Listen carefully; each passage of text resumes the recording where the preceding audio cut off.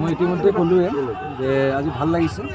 যথেষ্ট সংখ্যক আমি যিমান আশা কৰিছিলোঁ তাতকৈ বহুত বেছি সংখ্যক সমৰ্থক আহিছে সমৰ্থন জনাব।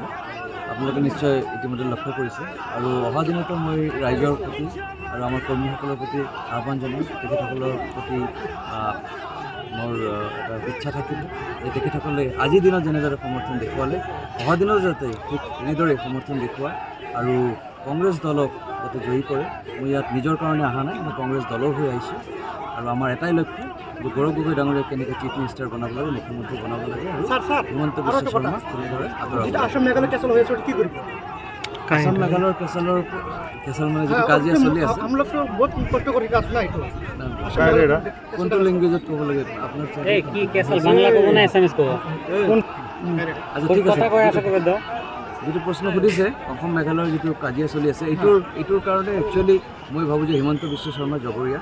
কাৰণ তেখেতৰ যিবিলাক বিষয়বস্তু বিয়পাইছে, তেখেতে যিবিলাক কথা কৈ থাকে, তেখেতে যিটো এটা সম্প্ৰদায়ৰ বিৰুদ্ধে যেনেকুৱা মাত মাতি থাকে তাৰ এটা প্ৰভাৱ অকল অসমতে নহয় গোটেই নৰ্থ ইষ্টৰ লগতে গোটেই ভাৰতবৰ্ষতে পৰিছে। আপোনালোকে নৰ্থ ইষ্টত যদি চায় আজি মেঘালয়ত এইটো আৰম্ভ হ'ল, আপোনাৰ তাৰ আগতে মণিপুৰত তেনেকুৱা গোষ্ঠীৰ সংঘাত হৈ গৈছে। ইয়াতে মেঘালয়ত কিছু সংখ্যক দুষ্কৃতিকাৰীয়ে এটা মানে শ্লোগান ওলাইছে যে অসমৰ পৰা হিমন্ত বিশ্ব শৰ্মাই মিয়া খেদি আছে, আমি ইয়াৰ পৰা বাঙাল খেদিম বুলি। এইবিলাক কথা কিন্তু আমি আগতে কেতিয়াও শুনা পোৱা নাছিলোঁ। মই সকলোৰে কথা কোৱা নাই, কিছু দুষ্কৃতিকাৰীয়ে এইটো শ্লোগান আৰম্ভ কৰিছে আৰু বস্তুটো লাহে লাহে বিয়পিছে। সেইকাৰণে হিমন্ত বিশ্ব শৰ্মাক যেতিয়ালৈকে আমি আঁতৰাব নোৱাৰোঁ তেতিয়ালৈকে আমি অসমত অকল অসমতে নহয় গোটেই নৰ্থ ইষ্ট তথা ভাৰতবৰ্ষত আমি এটা শান্তি আনিব নোৱাৰোঁ।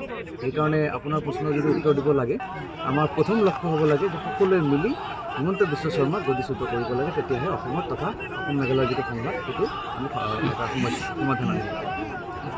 Thank U.